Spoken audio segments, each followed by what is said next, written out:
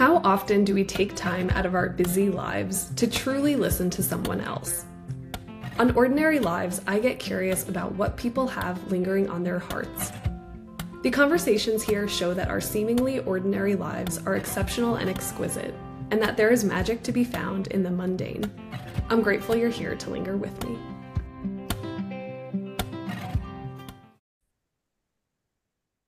Hello! Welcome back to Ordinary Lives, which is my Substack podcast that is within my newsletter, Lingerings. My name is Courtney, and I'm so excited to have you guys here, back for my third episode. And here we are finding magic in the mundane, and I like to think about this place as a space for curious conversations and sparking connections. And today I have my friend Alyson Haines here with me, who is somebody that is perhaps the epitome of sparking curiosity and connection in my life. I'll get these like 5-minute voice notes from her, just going down all these different rabbit holes, and they are my favorite things ever because they just like expand my mind in so many ways. And Alyson is just someone who is very in tune with her intuition and learning more and having an open mind. And yeah, I think that you guys are going to just get so much out of this conversation. So I'm very excited to introduce her. And I'm going to let you, Alyson, say hello and tell everybody who you are today in this moment, and anything that's on your heart to get started. Well, hello. I'm so glad to be here. Thank you for having me. So I'm Alyson Haines, and I like to think of myself as a soul guide and a cosmic teacher that comes with a lot of different labels. I feel like most people find their way to my world through astrology. I am a Hellenistic astrologer. I work with traditional predictive astrology, and then I also work as a channel for the Akashic Records. I work with Reiki. I'm a Reiki master teacher. But all of this came through a long, windy road that didn't make sense most of the time. And so I feel like if we're going to properly go back, Courtney, we should definitely start with 2020, as was the Yes. pivot point for so many millennials. So many, myself included. I know it's something that I've shared on other podcasts, my journey going back to 2020. In fact, I think I've shared that on your podcast, Most which likely. everybody should definitely go follow along on, because she is just always just saying the most amazing like downloads and things that are coming through on over there. It's called But What If You Did? And yeah, so going back, okay, so I just want to take a moment to acknowledge that you just said like so many different things associated with like who you are today. Um, and I think that I would love to know, like, Alyson back in 2020, would she have ever imagined like any of those identities for herself or even No. be like remotely aware of them? No, no, I don't think so. But here's where it gets interesting, right? So 2020, I was working for Disney, and this was what I would have considered to be an absolute dream career. I grew up as a performer. That's Mm, how I started my time at Disney. I was at Disney for 15 years, and 2020 was kind of towards the wrap up. There were a few years after that, but it was on the further end of my time there. And up until that point, I did not even realize how much of my identity was wrapped up in my career and my very mm, specific career titles and the titles that I was able to achieve through working my way up the ladder within that company. yeah. And I think what you're kind of speaking to is this identity piece, right? And I think that that was kind of the catalyst moment for me where I said, we walked into the beginning of 2020. I started to realize that corporate was burning me out on a level that I had never experienced before. I started to come across a bunch of podcasters and people working in the entrepreneurial space that were like building their own lives, building their own businesses, building their own legacy. And I was like, well, like I just hadn't had no purview to that prior to that. Like I didn't know that was a Yeah. thing people did. Like yeah, sure, I understood that like that coffee shop had to start from somewhere. Somebody had to have that idea to have that coffee shop, but like I didn't make the connection that like anybody could just start their own job. Like every Mm, example I had in my life came from a corporate background. They worked their way up. And so that was what I knew. And so I'm coming to this point right at the beginning of 2020. I distinctly remember being on a walk with one of my close friends, and we were having coffee from one of our favorite places. And it was like, I was having this moment of like connecting with nature and realizing that like there was so much more outside of what we were like doing. And yet we're on this walk and all we're talking about is work. And I'm like, okay, that's cool, but like, what about this cool tree in front of it? You know what I mean? Like, there was just so many yeah. other things that I was thinking about that I'm like, I don't want to just talk about work anymore. And a few months later, so I think this was the first point that I was like, you know what? There's something outside of this. And like, I don't know when this chapter is going to close, but that was like the declarative moment for me where I was like, this chapter is going to close.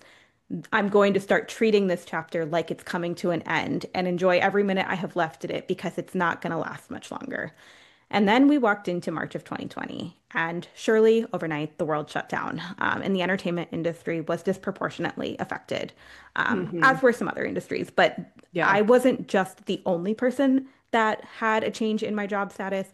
I was every single one of my friends, every single acquaintance that I had a change in job status seemingly overnight. Some were laid off, some were furloughed. I found myself furloughed, but it was a few weeks before I even realized that. I was in the height of my career. I was working on the biggest project I had ever worked on in my entire career. And this was a multi-year project. Like we were probably 3 years in at this point. It didn't open for another year and a half. So like this was a Wow. long project. And ended up getting furloughed. Didn't even know what that word meant. Like literally until days before when they started talking about furloughs, I was like, what does that even mean? It basically means we're going to tell you you have a job to come back to, but we don't know when we're going to need you back. So it was an indiscriminate amount of time. Like we didn't know indeterminate amount of time, like when exactly this we were going to get called back to work. Um, and that was the break that gave me the clarity that I needed to see that like my whole identity was tied to this job. I did not have any idea who I was, what I liked to do, what I enjoyed, what made me happy. Like literally nothing came to mind outside of this job. And Yeah. that was when I realized that I was going to turn into one of those people that had been with the company for 50 years and also didn't know who they were. And I could not see that for myself anymore. And so that was the point when I realized that, like, okay, maybe this furlough wasn't an accident. Maybe this Mm, was meant to open up white space. Maybe this was meant to be explorative. Maybe this was meant to make me more curious.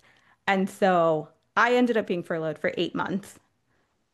During that 8 months, I started my podcast, But What If You Did, which you can imply the messaging from. yep. And it started from this place of everyone I knew around me was talking about drowning in anxiety, in financial stress, in whatever. And nobody was thinking about, but what if this was a good thing?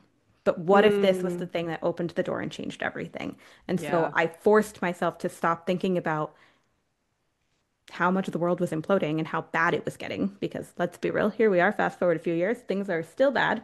Um, Oh, and yeah. instead decided to focus on, as you talk about, like the little mundane things, the little pieces of magic, the little Yeah. like re-inspiring my creativity, and like creating in a different way and putting something out there that actually had meaning behind it. I told no one. Most podcasters start after they've had a business, like you established presence for a period of time, and Yeah. then they invite people along for a podcast. I told no one. I had no social media following. I had never done anything publicly. I just put out a podcast. And on the day that it released, I told one friend. And that is how it started. And that was back in 2020. Now, I'm sure we'll go into more of the story, but I'll stop there in case Courtney has reflections from just that. Well, it's so funny because I feel like I know so much about your story, but each time I like hear it back, there's always something else that I find in it. And I think one of the things that is standing out to me is you had mentioned that you, were in this corporate career and it was just like something that, and I think this is the common story for so many of us, like that you just kind of fell into because everybody was saying, like, you need a corporate job, and that's all you were shown. And I think that the beauty of this moment that we're in time now is that there are so many examples of people who are breaking that mold and being expanders of like what is possible and showing you like, oh, if they can do it, maybe I can actually do it too. And I actually think that that was something that started happening in 2020. People were Yes. kind of like being more vocal about like, well, I'm doing this new like I quit my job and I'm doing this new thing or whatever it is. And I think we don't always acknowledge how important it is to have like examples or expanders around us. And it can be really scary to like take that leap and follow those nudges if you don't have the proof that, the quote unquote proof that it is possible for other people and thus it could be possible for me too. And I'm curious, like, as you started this journey, did did you like see people and get inspired by them, or did you just like fully blindly go into this journey of like following your intuition and just like knowing the what like your gut was saying? So I think it's a little bit of both. The first time I heard the expander word used was actually from a guest that I had on the podcast. And what I quickly Hmm. learned in 2020 was once you have a podcast, you're kind of like the cool kid at the lunch table, except for I could never relate to that because that was never me. And all of a sudden I had all these people in my DMs being like, I'd like to be on your podcast. And I'm like, Hmm. really? Why? Like that was like my first response back then.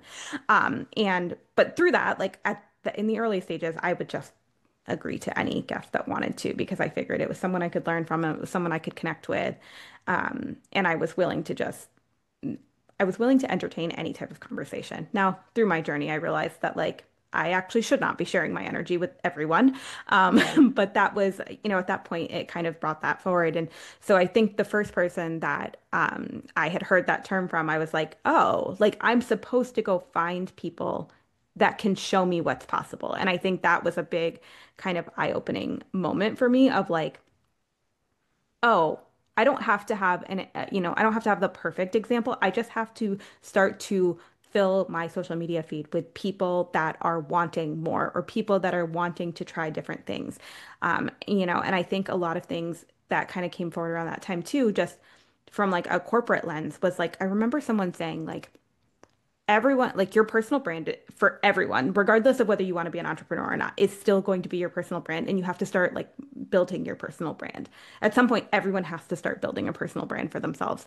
And I remember someone saying, like, you can have a corporate job and you can love that corporate job, but you should also have some kind of stream of income that is within your control, whether that's selling worksheets or whether that is a course that you create. Like you should have some kind of other thing that you could fall back on if something happened. And I think that was a big sticking point for me in 2020 of like, Mm, okay, I may yeah. not understand what this looks like, but also what if I started to think about what it might look like if I had something else to fall back on?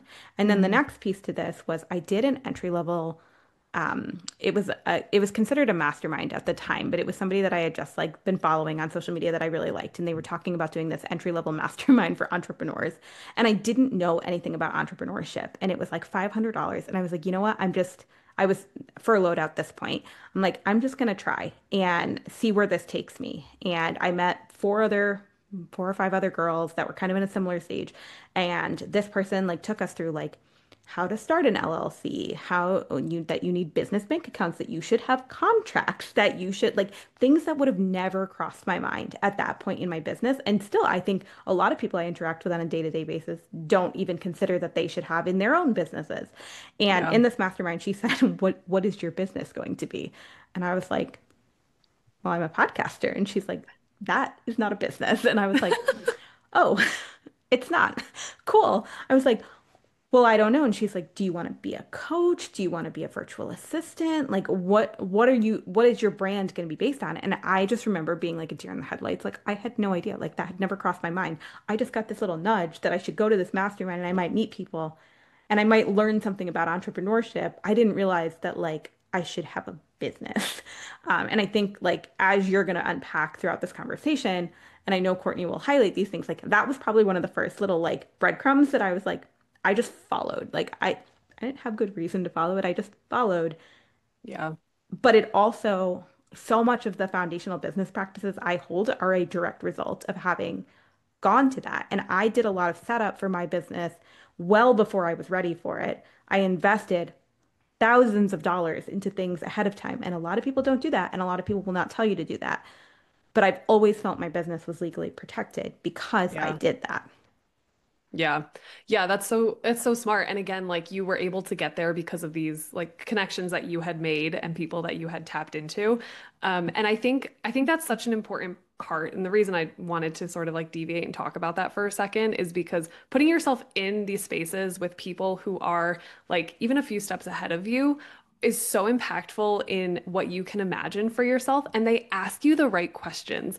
Like Yes. her asking, like, what is your business is what would then get you thinking about, well, I don't know, what is my business?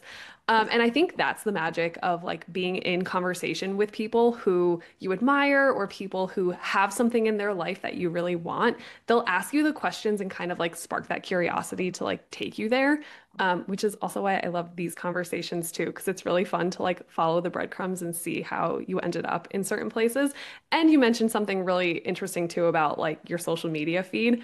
Let's not understate the power of like curating your social feeds and like unfollowing Yeah. anybody who is not energetically aligned with where you want to be and following the people who are. Like, I think that has such a big difference on how you can show up too.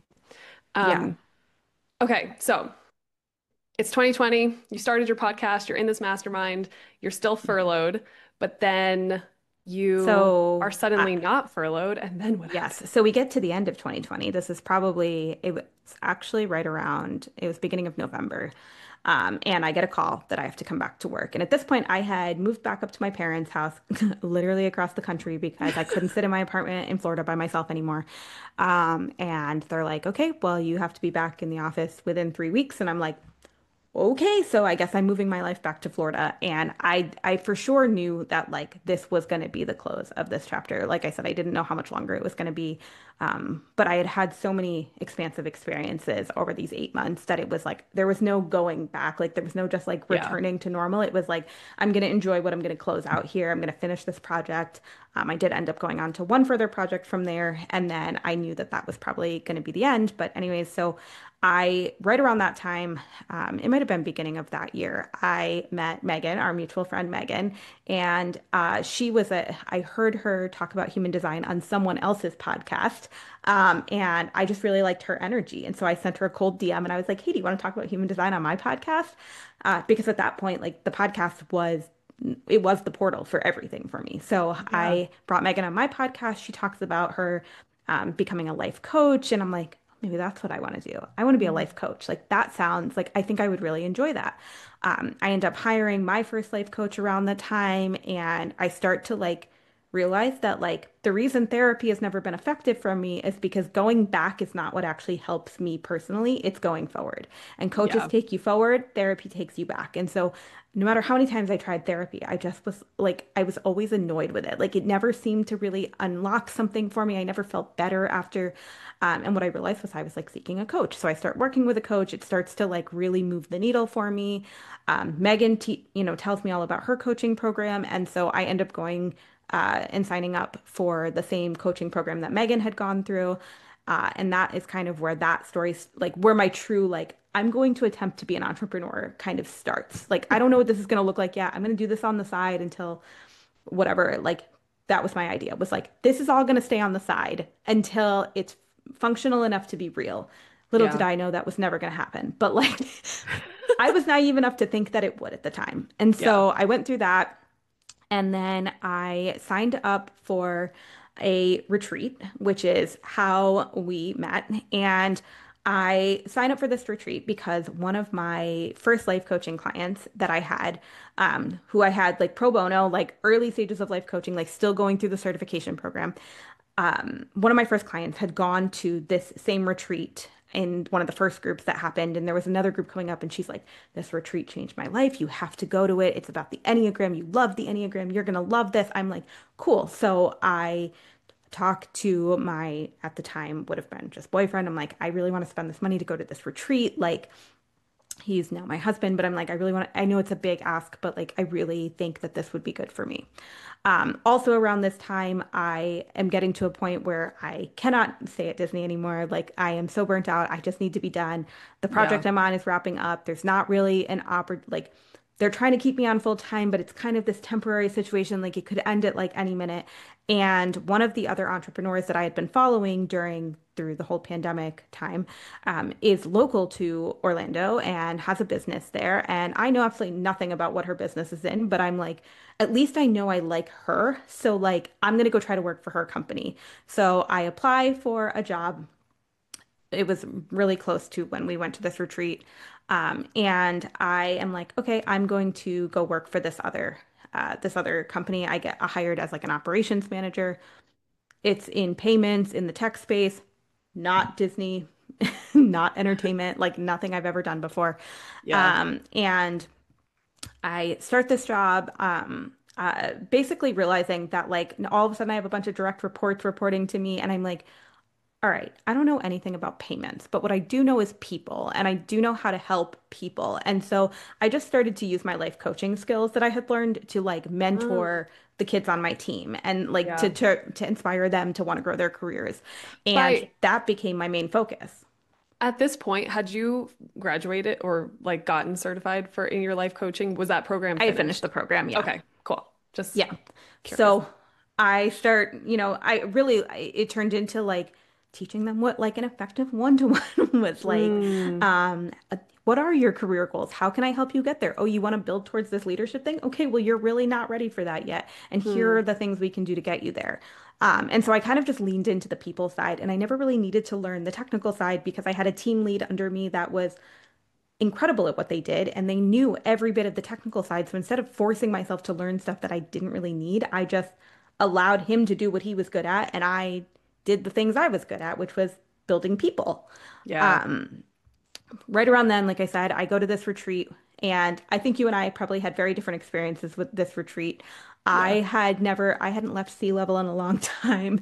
This is in Denver, which is very high up for those of you that may not know. I felt sick pretty much the entire time I was there. And the yeah. whole time, I even realized this recently, like what was happening was I was trying to like put myself in the box of being a life coach, and that was my identity. And I kept trying to own that identity, except for that identity wasn't me. Yeah. And all it was teaching me was that I was suffocating in my own life by trying to hold an identity that didn't resonate with my body.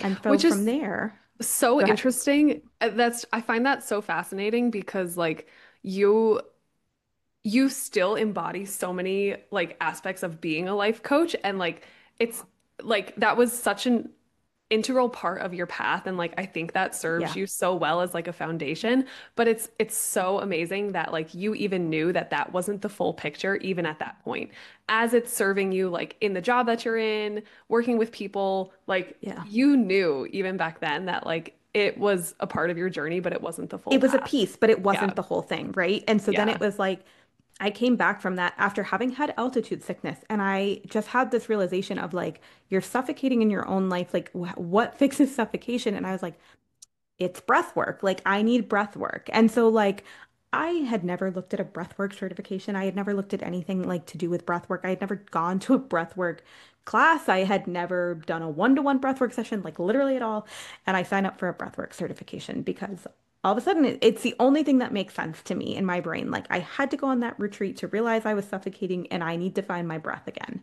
yeah. So You're trying to like find the connection points and the breadcrumbs. yes. Yeah. And so I go to this breathwork certification, which once again has ended up being very helpful. Yeah. And at that point, I'm like, okay, I'm a life coach and a breathwork facilitator, right? Like I'm trying to add labels to myself. And I'm like, is this really helping? I don't know. But I start marketing myself that way.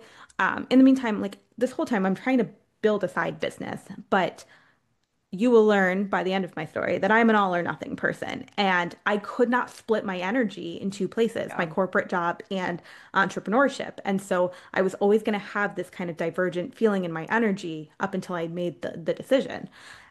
But anyways, through this course, we did like these small group kind of sessions so that you would get to know certain girls in the certification better than others because they were part of your small group that met on specific time frames. And this one of the girls in my we start following each other, right? Like it's not even like we had like an actual connection. We Yeah. just follow each other on social media as they tell you to and these kind of things. And she starts talking about Reiki and how this Reiki person is changing her life. And I don't know anything about Reiki. I've heard the term before. I'm very interested in energy work. Like up until that point, like I described myself as a highly sensitive person. I could always read the energy in a room. I didn't even know what that meant, but I would say that because that's how I felt. Um, I, I was very in tune with how I like felt when energy shifted, how I felt in big arenas and concert spaces, and how energetically overwhelmed I would feel. I just didn't have the language to describe that adequately to people. Yeah. But she starts talking about Reiki, and I'm like, oh, maybe I should try that. So she like tags this person, and click the, as we all do on social media, I click this As we person's do. link, and I'm like, okay, her session is only $75 or something, right? Like I'm like, I can afford $75. I'm gonna just try this Reiki session. And this is a distance Reiki session. I didn't even know that was a thing. So I'm like, okay, so I'm gonna lay on the floor in my house. This feels pretty low risk. This person is across the country. I don't know where. She's in the Midwest somewhere. Like I'm in Florida. Like obviously we're thousands and thousands of miles apart. Like I'm just gonna lay here and she's gonna do something. And if I feel different, great. And if I don't, I don't. But I'm just going to try it because what do I have to lose? Like maybe I Yeah. really like Reiki and I just didn't know it. So that was kind of like the next level of my story of like, I'm still mentoring people at work. I'm not unhappy, but I'm starting to become, I would say more restless in my corporate career. Restless. Like something is not like settling right. Like I'm like, do I just need to move up? And, like, am I not in an advanced enough position? Like, why do I feel like I'm like ready for the next, like, I knew I was at a precipice, but I couldn't like figure out like was that in the corporate world? Was that in the entrepreneurial space? I'm still trying to get clients on the side, but like nothing is like super moving, right? You know what I mean? Like there's not a Yeah. lot of momentum there. So I go to this Reiki session, and this person ends up being the catalyst, the person that changes Wow. like everything, right? Yeah. So I come out of the first Reiki session, and then the thing about Reiki is like people are like, "What is Reiki?" It's really hard to explain unless you experience it. Like Oh, it yeah. really just is very hard to explain. It's an energetic practice that helps you to reduce stress in your body, but it's not something your logical brain is going to be able to logic its way through, No. and that's I mean, what most people want. I still have a hard time understanding how you across the country can Make do your body Reiki feel on me different. through my computer screen. Yeah, it's crazy. Yeah. And so I come out of this session and this girl reflects back things to me that I've like literally never told anyone. The biggest of which she says, "Does a bat mean anything to you?" Like, like a Halloween bat, bats that fly around. And if you're watching the video, you're gonna be like, I'm literally demonstrating what a bat is. Anyways, so she's like, "Does that mean anything to you?" And my podcast co-host at the time, Chloe, if you go back in some of my episodes, Chloe was one of my coworkers from my payments career. And we definitely connected on like an energetic spiritual level. So I brought her on as a podcast co-host for a little while, and she had had a bat fly into her while playing pickleball a few days before and had to go through a rabies protocol. So like bats had been like the topic of conversation for us for like nothing short of 48 hours. And this girl's like, "Does a bat mean anything to you?" I'm like, "Yes. Yes, it does. Why do It you say sure that?" does. And she starts telling me how it's like a sign of the divine feminine, which is definitely part of how Chloe and I connected. It's like this whole thing. And I'm Wow. like, there's no way she could have known that. Like this stranger that I've never talked to before that literally just met me through a Zoom screen 45 minutes ago, just told me something about my life that nobody else could have known. Like this is wild. Because we hadn't put out a Magic. podcast episode on this yet. This was Yeah. like wild. Um, and after this session, I realized the next day that this chronic pain that I had held in my shoulders and back from having spent many years performing at Disney, was suddenly magically gone, like just gone. And I couldn't explain it, and it didn't make sense. And the only thing I had done different was this Reiki session. Um, and that was when I started to realize that like there was something to this energetic world that like I didn't understand, and maybe I would never understand, but it was definitely something worth exploring. Yeah. Wow. I actually don't think I knew how you found Reiki. So it's really interesting to hear Really that. random. Yeah. Because I knew the breathwork stuff, but I didn't know how you kind of like fell into Reiki. And I think it's true, like when you experience a modality that you just come out of being like, what just happened? That blew my mind. Like something shifts inside where you suddenly like know something that you can't unknow. Yes. And you realize that there's like more or like a thread that needs to be picked up that you didn't even know was there before. And then all of a sudden it's like you can never go back to the way that you were before.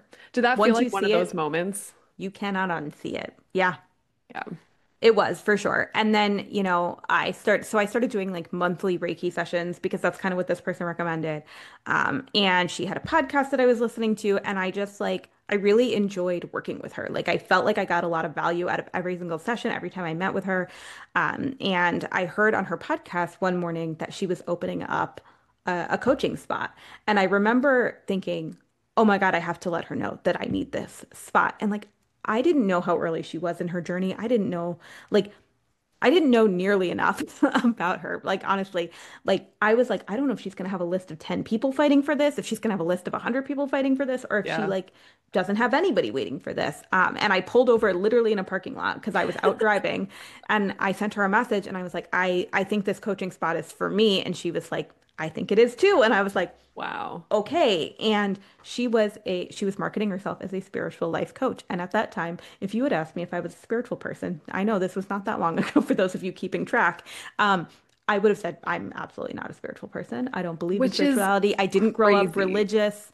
In fact, I went to Sunday school growing up and I hated every minute of it and I didn't believe in any of it. And I remember telling my Yeah. mom, like, this isn't for me. Like this, I don't know what I believe in yet, but I know it's not this. And so I didn't have any reason to be seeking a spiritual coach. And I share that because most people that I end up working with now are in no way seeking a spiritual coach, an energetic coach, a spiritual support system. So like if you're listening to this and you're like, oh, I'd be curious to try those, but I'm not spiritual. That is okay. You do not have to be spiritual to try energetic practices.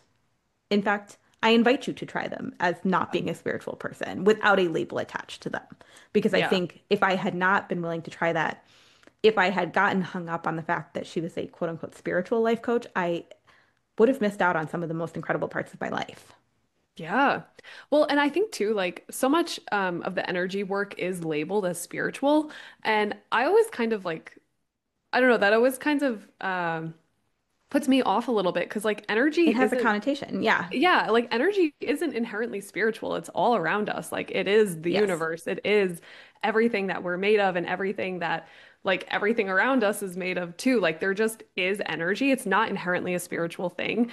And I think that it does a disservice that all of this energy work does get labeled as spiritual because it does Hmm. turn people off, people who could really use it.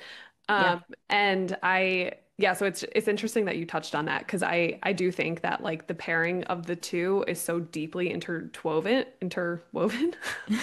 Um, but they're not like they're different. Like Yeah. being spiritual and being energetic are like two different things. And I think that that was what was so interesting with me. Like, I signed up to do this coaching program with her. I felt like I needed support at that point. I felt like a coach was, I hadn't worked with a coach in a little while. I felt like this was the right person because I knew I felt safe with her energy. I knew that I felt like Yeah. I always felt supported when I was around her. And so I made a blind decision based on that. But when we started the container, like, right away, like she's trying to get me to connect with my body. And I'm like, I'm connected to my body. I don't need support with that. And she's like, okay, I want you to go outside and walk 20 paces in each direction. And I want you to just tell me what you feel in your body. Like, does your shoulder itch? Does your chest feel tight? Do you get a pain in your knee? And I would come back from doing this and I'd be like, I didn't feel anything. And she's like, that's my point. Like you don't know what your body is feeling because you're so Yeah. disconnected from it, and we have to start there. Like, and I was like, and this was the first time that it wasn't about setting a goal. It wasn't what is some arbitrary goal. And I think that that was for me when I realized that like the work that I do is not just that of a life coach, because in a very traditional sense of the word and through the programs that you'll go through, like life coaching is like, we're going to set goals together, whether that's I want to feel a certain way, whatever, and we're going to work towards that goal together. And I'm going to hold you accountable and ask you really strong questions to help you reflect and pull that out of you. And like, that's not what was moving the needle for me. And that was when I realized that like, it wasn't just a life coach that was being helpful to me, right? And so we started to like play around with like what are these different practices? And so she invites me to do these like meditations that were customized per chakra. So like, okay, Mm, well, we need to work on your root chakra right now. We need, you don't really feel very stable in your life. And so I would do this 10-minute meditation that had affirmations, and I can still repeat them in my head to this day because it was like I didn't know why it was working, but it was working. And so like I have deep roots. I'm grounded and supported by the earth and the universe. I like, and I would say these things over and over again to myself. And on the weeks that I would skip it, on the days that I would skip it, like life was profoundly different. Like my yeah, experience throughout the day was profoundly different. And so we just played around with different practices. And like there were times where she would send me a meditation and I'd be like, I don't connect with that one at all. And yeah. here's where it was really valuable to me. She never once said, well, I spent time creating that. Instead, she said, that's great. Thank you for telling me. Let me create something different and see if that resonates more. Mm, And I think that was also a profound shift for me because I was like, oh, my experiences working with coaches up until that point had been like, here are the resources. You take it or leave it kind of experiences. And it wasn't like it never felt like I had that like growth support that was like willing to like actually progress with me or like adjust when I needed my box to look a little different. And I think that this was the first time that I was like, oh, she's like genuinely here to support me and I can shape how the box looks and bring her along with me and have support along with me. But like she doesn't have to dictate this. Like I am the one that's yeah. actually in control of my future and what this is going to look like.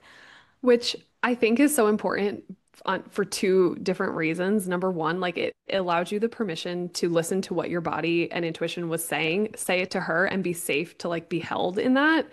And then it also like opened up this new door of permission to yourself as a coach and stepping into like different evolutions of what being a coach means for you, like allows you to hold that space differently for people too and like show you what you could Yeah. do in the space. Yeah. So I feel like that, that was a 4-month container. And I feel like at this point, I knew that like I would, whenever this staying in corporate was still like I had tried something new. It wasn't that like the corporate door needed to close. I just didn't know how much time I needed to close that door. And at this point, I had been given the opportunity to move into leading a new department within the company.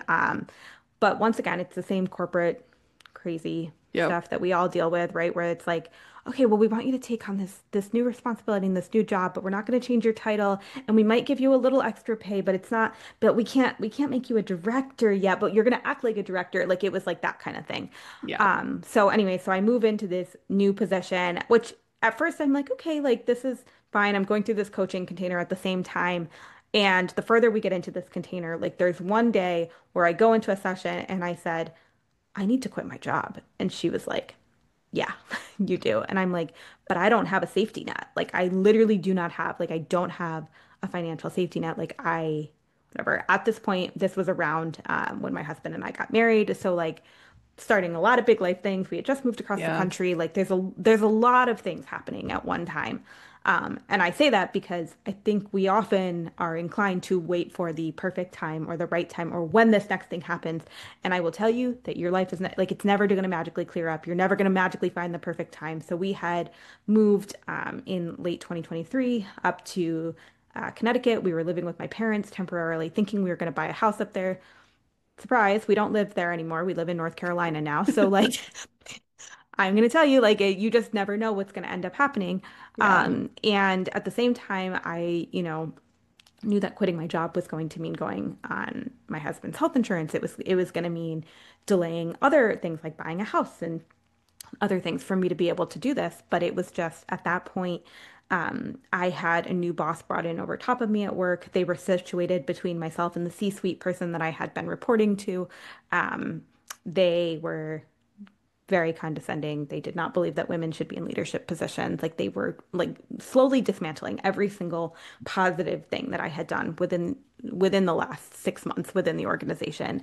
And I got to this coaching call one day and I said, I have to quit my job. Like he's here to push me out, isn't he? And she was like, Wow. yeah, he is. Like it's time. Like you've matured and what you know what you want to be doing and you just need to trust that. And we did a meditation where she like energetically walked me off a cliff and made me jump to see that I would land and that I wasn't going to like crumble and Yeah. disintegrate if I like hit the Yeah. ground, right? Like, and after that, she said, your body's already energetically made the leap. Now it's time for your physical world to catch up. And I just remember being like, but what does that even mean? And she's like, you have to decide what that means. But like, you're going to be in this place of like non-congruence for a little bit of time while you figure that out. But a lot of times your body has to energetically make a decision before your physical body is ready to catch up to that. And that resonated with me because I could feel that like physical tug of war happening.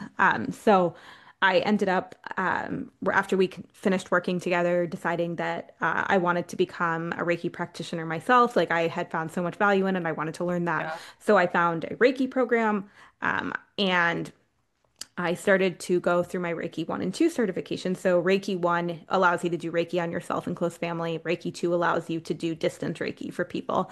And I found a program that was few months long, whatever. And I remember telling the person at the beginning of that, I said, I need to be able to leave my job in 6 weeks. Like, I don't, I just have to do this. Like, and she was like, okay, let's do it. And in my mind at the time, I was like, well, I'm going to go be a Reiki practitioner. Like, everyone needs a Reiki practitioner. Like, my business is going to take off. Spoiler alert, that's not what happened. But like, that was the next breadcrumb of like, Yeah. okay, I'm just going to declare it to the universe and like, I'm going to see what happens.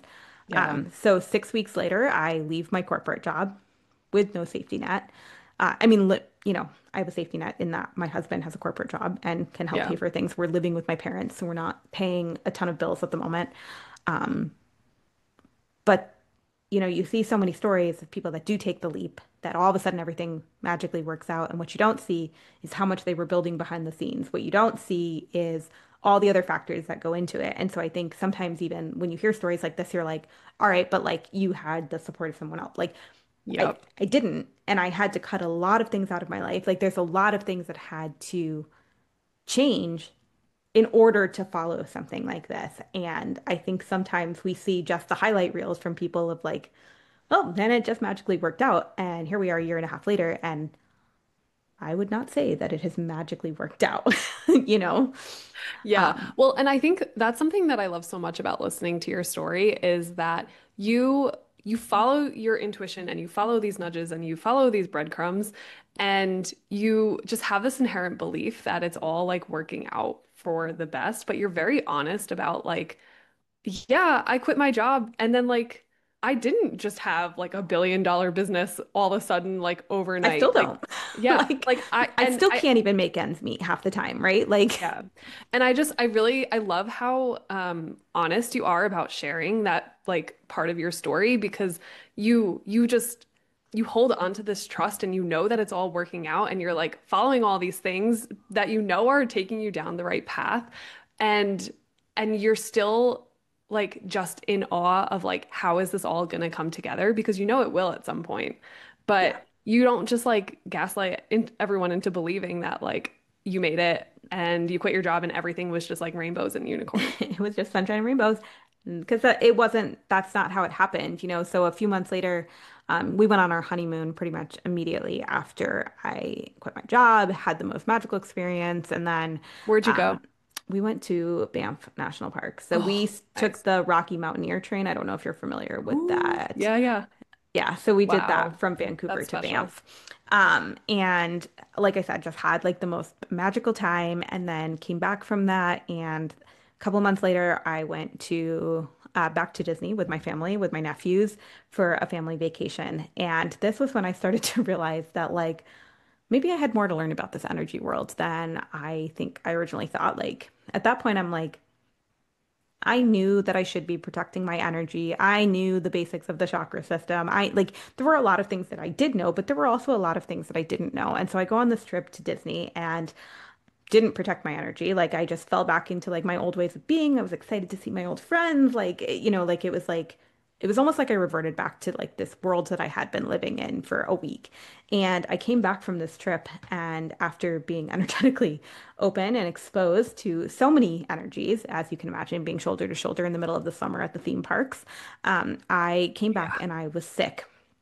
And I thought I didn't know if I caught things from pandemic times. If I got the flu, I didn't like, I went to the doctor, they tested me for everything. They couldn't find anything wrong with me, like literally nothing. Like I didn't really have any swelling, like, but I felt like I had a fever of like, it wasn't high, but it was like a few degrees over, like, um, and it was like weeks on end. Like this ended up lasting for like 2 to 3 weeks and couldn't figure out what it was until someone said to me one day, "Have you ever heard of the ascension flu?" And I'm like, "Well, Mm. what is the ascension flu?" And they're like, "Well, when you're energetically open, sometimes your energetic body gets ahead of where your physical body is, and it gets, or it, like it gets energetically overwhelmed, and it takes time to find that equilibrium back between your energetic body and your physical body. And so they're like, you could be energy sick." And I'm like, hmm. You're like, what? I'm like, well, that kind of resonates with my body, which probably means that that's what it is. So no wonder I Yeah. can't figure out why I feel this way. No wonder I can't like figure out how to get healthier again. And one day I'm laying there and I just keep hearing the word the Akashic Records, the Akashic Records. You need to open the Akashic Records. And I'm like, Is that why? is that Why? something you'd ever heard before? Yes, only Okay. because one of the girls that went through my Reiki certification with me was a very well known in the spiritual space. In fact, the first Reiki call that we had, some of the girls were like legit fangirling over this girl being in the course with Oh my us. And gosh. I'm like, well, who is this person? Like, I've never heard of her. They're like, you've never heard her podcast? You've never heard this? I'm like, nope, literally, I have no idea who she is. And she was an Akashic Records reader. So, like, Okay. I had been introduced to the idea of what is the Akashic Records by um, through this person in this course. Yeah. And I had started following her podcast and whatever, but like, I didn't really know what they were. Yeah. And that day that I kept hearing this message, like, you need to open the Akashic Records, this girl posts that she's putting her Akashic Records course on sale for 50% off. And I'm like, okay, it's like $200. Like, I just like I have to know why do I need to open the Akashic Records? So I buy this course, I take whatever. I think it's like 5 or 6 video modules. I'm sick in bed. I can't go anywhere. So like like buzz through them real quick and I open the Akashic Records for the first time. Basically, it's like so the Akashic Records are just think of it as holding the energetic blueprint for like all of your past lifetimes of like everything your soul has ever experienced. And you can gain a lot of wisdom and insight into what your current life experiences are based on going back into the records and learning what they have to share and say. And I go in there and I'm like, why am I sick? And like what can make me better? And I I hear, you need stinging nettle. And I'm like, what the heck is stinging nettle? And I'm like, did I make that up? Like, did that just like, is that a random thought that popped into my head? You need stinging nettle. Whatever. There's obviously more to this message, but that's the like the main takeaway. So I get off this and I send my dietitian friend a message and I'm like, hey, so I've been sick for a few weeks and I know it's weird, but I just opened the Akashic Records and they suggested stinging nettle. Like, what is that? And she's like, oh, she's like, go take some of your allergy supplement. It has some of that in it. And also it comes in a tea or a tincture. It can help to reduce inflammation in the body, blah, blah, blah, blah. She tells me all the things about it. And I'm like, oh, so this could actually be helpful. And she's like, yeah, yeah, yeah. She's like, definitely like you could order it off Amazon. Here's the brand I recommend. I'm like, okay. So I Amazon myself some tea. And I start drinking the tea a few times a day. And within 24 hours, oh, I'm magically better. My fever is gone. Everything's gone. And I'm like, cool. So the Akashic Records is part of my story in some way now. So like, once again, I don't know how I ended up here, but I opened this breadcrumb. Most people I learn after the fact, like they don't open the Akashic Records and get a communication on their first pass, but I have a very clear message that helped me get better. And I'm like, okay, well, now I guess I read the Akashic Records. And for a while I was like, this is really just for me. Like, I'm only going to use it to read my own records. Like, I'm not going to offer this to other people. Like, that's not where this is going to land me. And we continue going through that summer. And eventually I start to see this this person who's now become my astrology mentor posting about this thing called zodiacal releasing. And it's an ancient Hellenistic Time Lord technique that going back to remember cosmic teacher at the beginning of the podcast. And she's predicting how the elections are going to turn out based on these random dates that she's like showing on the screen. And I start going back and like binging her videos, and I'm like, this is so cool. You can see your life story as written in the cosmos. Like, I've got to, like, I need to be able to see my life story. Like, what? And she's shocking, hosting a course. And so I'm like sign me up. Like, I obviously have to know. I don't know anything about astrology. I've never read a natal chart before. I barely understand my sun, moon, and rising sign. Like, literally, I know nothing. So I sign up for this course. And about halfway through this course, this is all leading somewhere. Halfway through this course, I get a download one night that I'm supposed to do a past life reading, a past life journey, a past life regression. I've heard of them before. I've never considered doing one because, quite honestly, the idea of going back to who knows where my soul has been in past lifetimes was a little freaky to me. I just really wasn't interested in pursuing that. Yeah. But I kept getting this message, and I just kept hearing the person their name has a lot of A's in it because I kept getting recommended people, and I'm like, their name doesn't start with an A. Like, there's no A's in this name. And then I realized that I'm following this person online, and her name's Amanda, and I was like, oh, that name has a lot of A's in it. So I do this past life reading with her while I'm going through this course. And she's like, you are building something that's never been built before, blah, blah, blah, blah, blah, like going on and on about like my soul's purpose and how like I'm just starting to get the breadcrumbs now and I'm piecing things together. And I'm like, okay, well, it's been months since I quit my job and like I really need to make money. So like how much longer is this gonna take? Like I'm trying to figure that out. And we come out of this past life thing and she's like, well, you have new skills coming online now. Like it'll start to make more sense soon. And I'm like, will it? Okay. So I leave that and I did have some clarity about some like past life soul contracts, especially around like success and never being able to exceed a certain point, which I had felt like had happened over and over again in my careers. Yeah. Like she gave me information that was definitely like useful and helpful. And I was like, okay, this makes sense, right? And then I finished this astrology course and I start to like put it into practice. Like anybody that'll give me their birth information, I'm like, can I read your ZR? Can I read your ZR?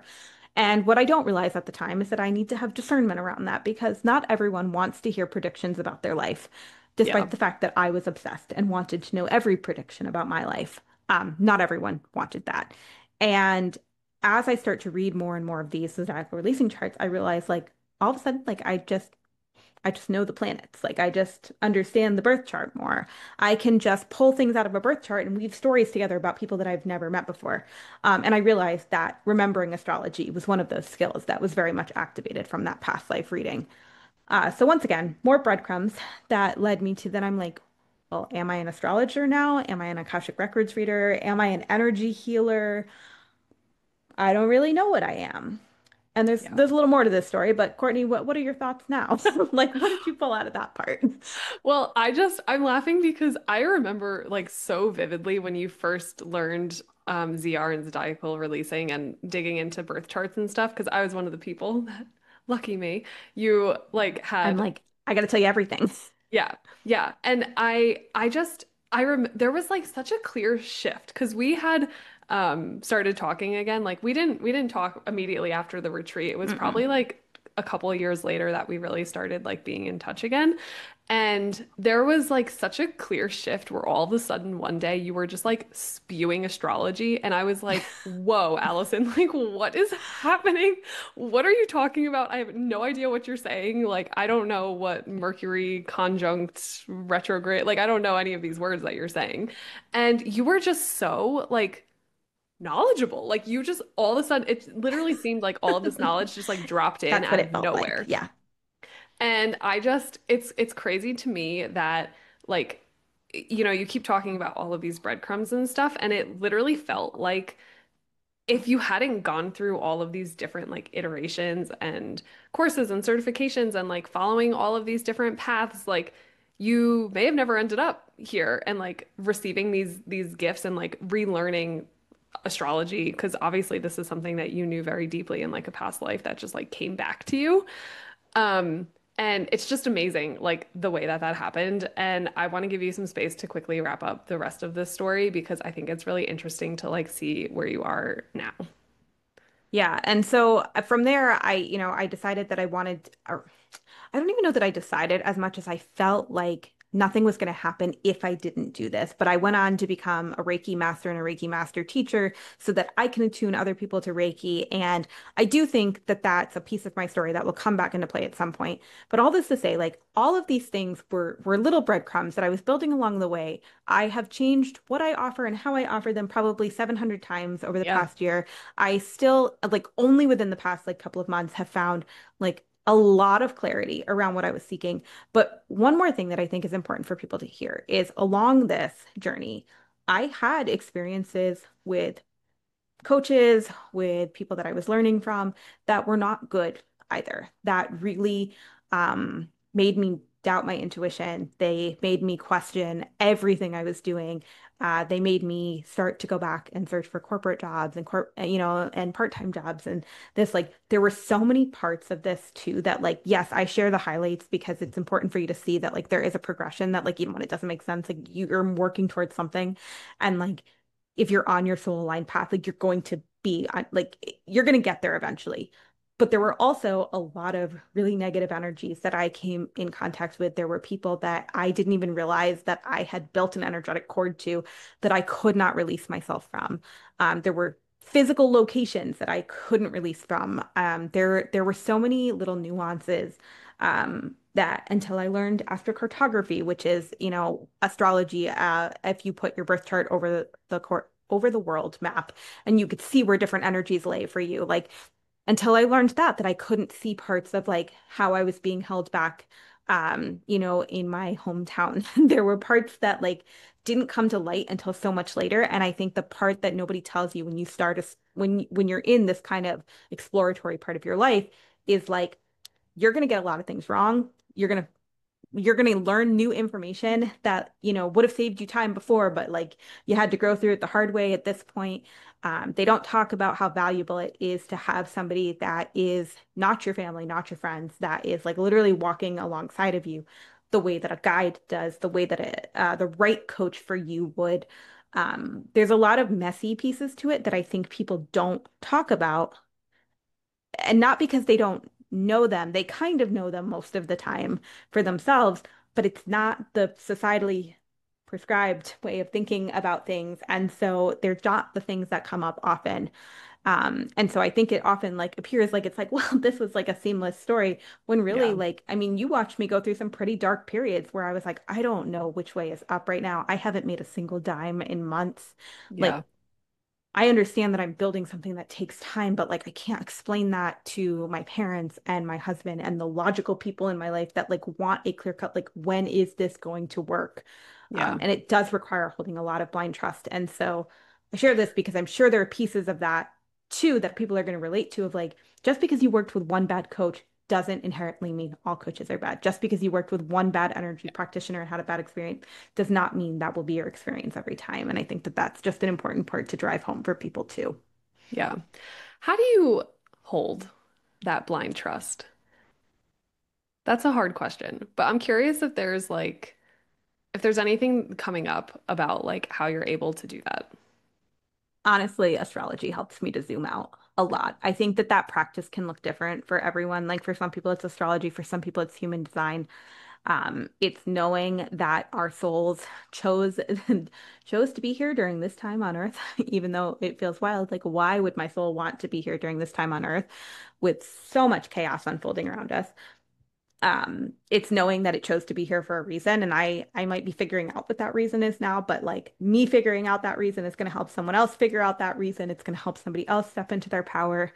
um I think having astrology as a tool, specifically, like we touched lightly on what zodiacal releasing is, but like it can literally show you like these 2 years of your life are going to be really hard.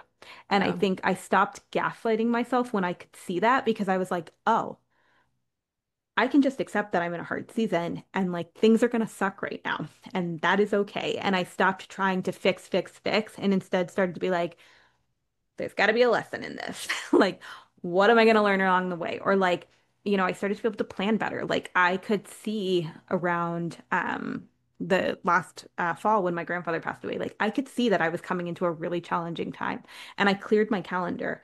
And did it suck to not have any income during that time? Yes. But like, did I understand that energetically I was going to need space? Yes. And was I able to take that because I could see the forecast for what that period of time was going to look like for myself? Yes. And so I think that like that's the thing that keeps me grounded and helps me to zoom out is it's like there's this thing that's never wrong, and yet it can show me so much, and it helps me to like hold the faith, and like there's just so many things that I think are yeah. Yeah. Yeah, I think the zoom out is so important, especially when you're like sort of at this precipice of like, you're onto bigger things, but they're not quite happening yet. Like being Yeah. able to zoom out is so important. I would love if you could just like riff for a minute on what it feels like to like have that inner nudge that it's a breadcrumb you should follow. Because I think that you feel your intuition really strongly. And for the person out there who might be like, well, I don't know what my intuition feels like. Like, what does it feel like for you? And I know it's different for everybody, but I think that um, you're really good at like articulating it.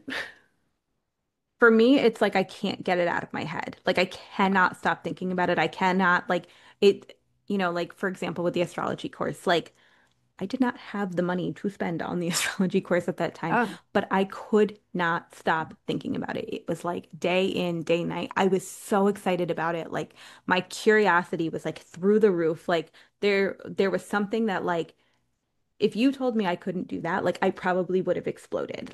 That for me is like a surefire, like it's a yes. But I also think this is where, and especially when I'm working with clients, like this is why I tell people to learn your human design because I think that Mm, that can help yeah. you like human design makes like understanding like how something is going to feel in your body or how it's going to present in your mind feel really tactile and tangible. Whereas astrology is not really going to show you that. It's going to show you patterns, right? And so, like, I can see that I've moved through this pattern 3 times and I can try to make a better decision this next time because I know that I'm repeating the same pattern. But human design tells me that I have a really strong sacral response and that feeling is my strongest sense. And so I know when my body feels irritated, when it feels restless, when it feels agitated, it's not for me. I know when I feel closed off or if I pull my shoulders in or if I am finding myself distracted, like I'm picking up my phone when I should be paying attention to something or whatever, like then it's not for me. It's not the right thing for me. And that may feel unpopular to other people, but I just have to stand with that because I know that that is for me or isn't for me. Um, but I Yeah. think like knowing your human design and like just having that little cheat code for like, oh, this is how something is going to show up for me. Like if you're an emotional in human design, like you have to ride a wave. Like my husband can't make a decision until he's had 24 hours to think about it. And I'm like an instant like, but it's a yes. Like, why Yeah. don't you understand that it's a yes? And I think like knowing those things about yourself, your partners, your friends, your family, like makes such a big difference in your ability to trust. Yeah. I think another piece of this for me, and that was just really validating once I stepped into the spiritual space, was like my main way that I receive information is claircognizance. I just know things, and I don't know how I know them. It's also reflected in my human design. I'm a 6-2 profile, but like you like it's a lot of I know what I know and I don't know how I know it, and I didn't trust that for a long time until I had these other tools to be like, no, you do actually know what you know what you know. And you don't have to like you don't have like astrology, like you said, like I just know things and I don't know how. And they're all probably downloads. They're all probably channeled information that I just have no idea is like literally funneling through me at any given moment. But I think like the more you can understand, like how do you connect with your intuition? Is it through visuals? Is it through what you're hearing? Is it through what you feel in your body? Like sometimes I can feel how a person's feeling because I literally feel it in my body on their behalf. Like you can't explain that stuff to people. And I think Yeah. that that's where it's like learning to work with a somatic practitioner, an embodiment coach, a breathwork facilitator, a Reiki practitioner, like they can help you tap in and like really fine tune and really understand like how is information coming through for you. Because if I had not worked with that spiritual coach, I wouldn't have realized that it is normal to receive information that way. And I kept trying to Yeah. shut that part of me down. I didn't know that it was normal for me to be able to like feel if I'm in a Reiki session with someone like that they have a lead weight sitting on their chest and that I can help remove it. I tried to shut that down so many times when really these are like actual like gifts of information that I Yeah. can then help to share with somebody else and enrich their life through the process. Yeah. Yeah, I think that's so powerful. And I think the curiosity piece and the like being able to listen to your yes when you know that it's a yes and you just like know because you know. And Because like I giving know. yourself the permission to do that. And I think one of the things that you do so well is like tuning into that every single day and like asking yourself like what should I be doing today? What's a yes today? What's not a yes today? And of course that builds with time and you sort of like build that muscle.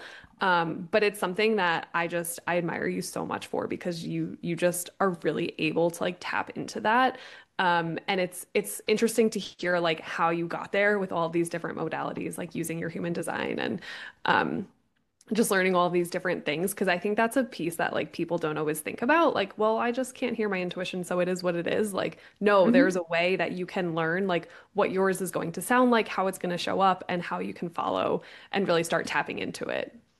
Well, and something we were briefly touching on before we jumped on the call, I had a client last week that, they said like I just don't really feel emotions or like I don't really connect with visuals or I don't really and like what I was helping them to realize was like most of us have shut down our intuition and the feelings in our body for so Yeah. long that it is like a deeply conditioned response to not listen to our bodies.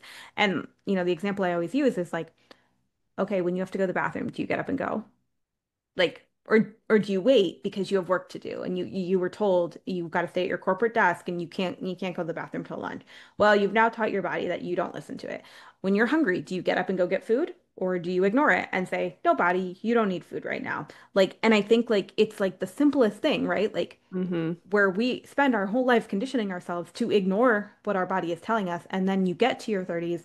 I find a lot of people come into this around their Saturn returns and they're like, well, wait, but I can't hear my intuition. And it's not that you can't hear it. It's just it's now more of a whisper and you have Yeah. to re like program those pathways, those neural pathways to listen to say like, oh, I do hear you. So, like, one of the simplest ways you can do that is like, I have to go to the bathroom. I'm getting up right now to go to the bathroom. I'm hungry. Okay, even if you're getting 2 bites of a snack, go take a bite of the snack because what you're doing is you're teaching your body that you're now listening to it. And Yeah. you'd be surprised how much of your intuition or like those little things that you didn't think you were getting any information on magically are dropping in. Or maybe you're like me and you're claircognizant. So you just know things and you're always shutting it down because you're like, I shouldn't know that. Why do I know that? Yeah. Do you know what I mean? Like they're like maybe you've been getting messages all along and you just didn't realize that that was a way that you could get a message or receive a Right. message. Yeah, But because no that's one ever where, tells you that. right. Nobody teaches you this stuff in school. Nobody teaches you how to become Yeah. embodied. Like nobody Yeah. teaches you how to reach self-actualization. Like, Yeah. And it it, also like it doesn't happen overnight. Like it takes yes. so long to build this. Yes. And even, if you're listening to my story and you're like, well, you did this in a couple of years, I hear all the time from the spirit world that like I have been on this weird accelerated path because, and I had a lot of things happen very quickly because I'm here to help the next generation like step into this for themselves. And so I also don't want you to hear my story and be like, well, but you figured this all out in 2 years because what I figured out in 2 years could take you 10, or you could figure it out next week. Like we Yeah. are all on our own unique timelines. And I think that that's also such an important piece to all of this is understanding that like our stories are not meant to look the same. What we went to the same retreat and we had totally different experiences that took us down totally different paths. And then we came back together at a different point in our story. Like the connections you're meant to make, the paths you're meant to follow, the soul alignment, like it will all happen, but you have to start by following something, whether that's the nudge, the interest, the whatever, like something is presenting itself to you if your eyes wide open enough to see it.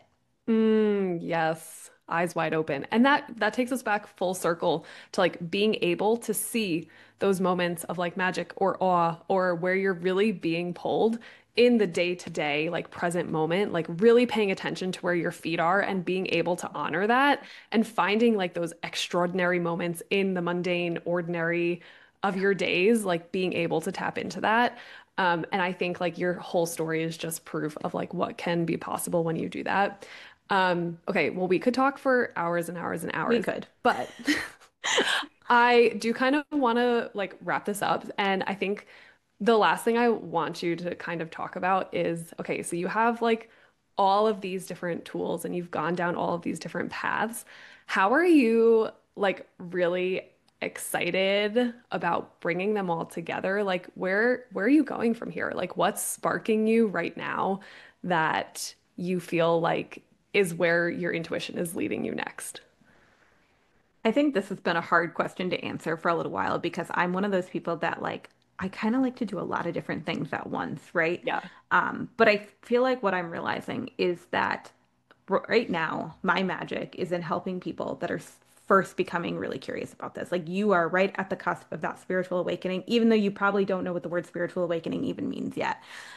You are likely in your Saturn return, so between the ages of like 28 to 30, or you're in your Saturn square, so like 36, 37. You are, you're at a point where you're like, okay, this cannot be all there is. I'm really Mm, interested in these other things. Like I want to explore Reiki. I want to explore breath work. Nothing like I am so anxious all the time. Like I'm so overwhelmed. I'm so overstimulated.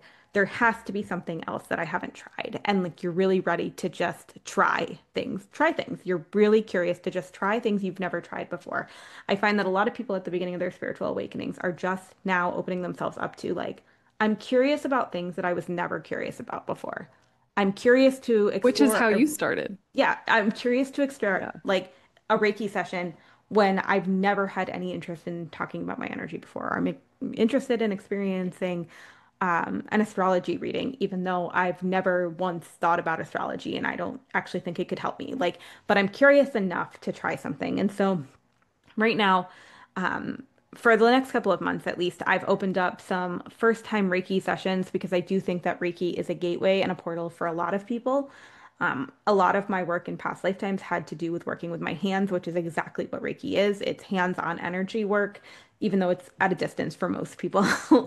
That is what it's classified as. And I find that that ends up being a portal for people. I find that doing just an astrology reading, like if you're curious, I have some, year ahead readings to look at your astrological forecast for the whole year of 2026. If you are interested in just exploring zodiacal releasing, like I have different ways that you can fill out, and I'll give Courtney like an interest form if you're like, okay, I kind of want to explore astrology, but I don't know that it's all of it kind of thing. But I find that most people come in through one-time sessions, and then from there, I do offer two different coaching containers. And I say coaching because it's a term that most people are familiar with, but like really, these are more like soul-guided cosmic teacher kind of combination.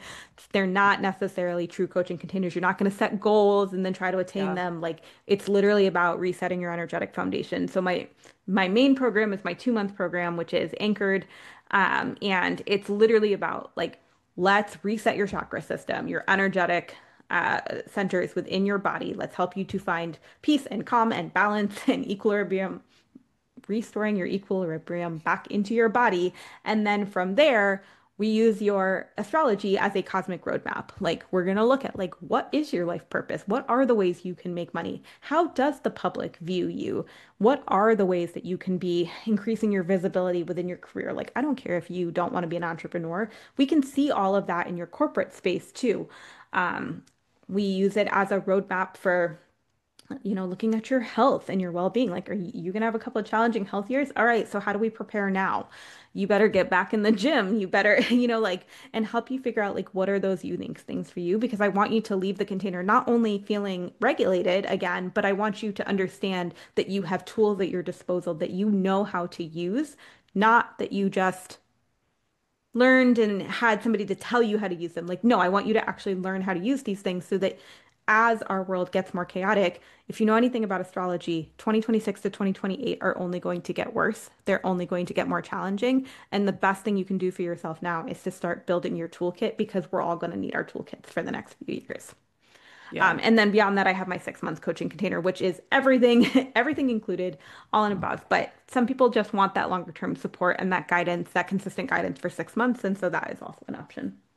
Yeah. And I love that you have the word guide like in what you can, consider yourself these days because I think that's what you do so well. You walk alongside your friends, your family, your clients, like everybody, and you just are fully like there in it with them. And yeah, it's just really, really magical. So if the people want to connect with you, where can they do that? Pretty much Alyson Haines Wellness. Cool. That's the website. I mean, I'm over on Substack at Alyson Haines. You can find me on Instagram primarily, though I will say, like, I don't put a lot of time and effort into my social media because that's not the thing that lights me up. Yeah. And most people find their way to me through people like Courtney, through referrals, through Yeah. people that have had an experience with me before and they want to share that more widely. But also, Courtney and I do group sessions where we do them donation based. So those are always a really easy access point into our world if you want to experience these things and try them out with a very low point of entry. Um, and then you do always have options to work with either of us after that as well. Yeah, we do joint Reiki and soul flow sessions that are super fun. And Mhm. I'm sure we'll have one in December. So if you're Yes. listening to this in real time, it's probably coming up in a week or two. So definitely get into that. And yeah, Allison, thank you so much. I just always love talking to you, and I think your journey just gives everyone permission to really like listen deeply to what they're being pulled to and to really embrace that curiosity and lean into it instead of trying to like resist it and all of the magic that can be found underneath that once you allow yourself to do that. So, thank you as always for sharing your story. Thank And you. it's been so much fun. And I'll talk to all of you guys at another time. Bye. Bye. Thank you so much for taking time out of your day to linger here with us on Ordinary Lives. I hope you enjoyed this conversation, and we'll catch you on the next one.